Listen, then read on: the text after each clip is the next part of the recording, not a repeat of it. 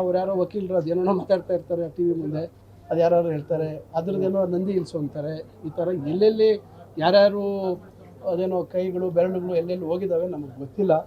ಇದಂತೂ ಕೋವಿಡ್ದಂತೂ ಭಾಳ ಸ್ಪಷ್ಟವಾಗಿ ಇವತ್ತು ಸರ್ಕಾರ ಬಂದ ಕೂಡಲೇ ಮತ್ತು ಆ ಸಂದರ್ಭದಲ್ಲೂ ಪಬ್ಲಿಕ್ ಅಕೌಂಟ್ಸ್ ಕಮಿಟಿಯಲ್ಲೇ ಸ್ಪಷ್ಟವಾಗಿ ನಿಮಗೆ ಗೊತ್ತಿದೆ ಇವತ್ತು ಮಾಸ್ಕ್ ರೇಟ್ ಎಷ್ಟಿತ್ತು, PPE ಕಿಟ್ ರೇಟ್ ಎಷ್ಟಿತ್ತು, ಎಲ್ಲ ಎಷ್ಟಿತ್ತು.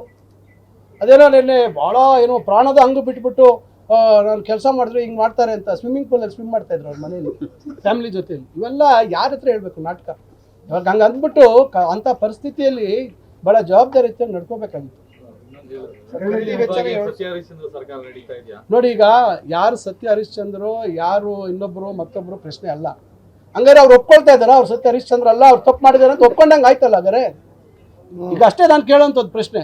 ಈಗ ಇವರಿರೋ ಸತ್ಯ ಹರಿಶ್ಚಂದ್ರ ಅಂತ ಈಗ ಹಿಂದೆ ಯಡಿಯೂರಪ್ಪನವ್ರು ಸಾಹೇಬ್ರು ಹಂಗೆ ಹೇಳಿದ್ರು. ಇಲ್ಲಿ ಯಾರು ಮುಖ್ಯಮಂತ್ರಿಗಳು ಯಾರು ಚೆಕ್ಕಲ್ಲಿ ತಗೊಂಡಿಲ್ಲ. ಚೆಕ್ಕಲ್ಲಿ ಯಾರು ದುಡ್ಡು ತಗೊಂಡಿದ್ರಾ? ಈಗ ಎಷ್ಟೋ ಭ್ರಷ್ಟಾಚಾರದ ಪ್ರಶ್ನೆಗಳು ಬರ್ತಾ ಇದೆ. ನಾನೇನು ಅದು ಇದೊಂದು ಹೇಳೋದಿಲ್ಲ, ಆಪಾದನೆಗಳು ಬರ್ತಾ ಇದ್ದಾವೆ. ಯಡಿಯೂರಪ್ಪನವ್ರು ಹಂಗೆ ಮಾತಾಡಿದ್ದು. ಇವ್ರು ಬಹುಶಃ ಇವ್ರು ಹಂಗಾರೆ ಒಪ್ಕೊಳ್ತಾ ಇದ್ದಾರೆ, ಇವ್ರು ತಪ್ಪು ಮಾಡಿದ್ದಾರೆ, ಇವರು ಸತ್ಯ ಹರಿಶ್ಚಂದ್ರ ಅಲ್ಲ ಅಂತ ನೀನು ನಮ್ಮ ಕಡೆ ಬೆಳೆ ತೋರಿಸ್ತಾ ಇದ್ದಾರೆ. ಅದರಿಂದ ಇವತ್ತು ನೋಡಿ, ನಾನು ಅಲ್ಲಿ ಕೈಗಾರಿಕೆಗಳು ಮಾಡೋಕ್ಕೆ ಹೋಗಿದ್ದೆ ಜಂಗಮಕೋಟೆಯಲ್ಲಿ, ಕಮಿಷನ್ಗೋಸ್ಕರ ಅಂತ ಮಾತಾಡ್ತಾರೆ.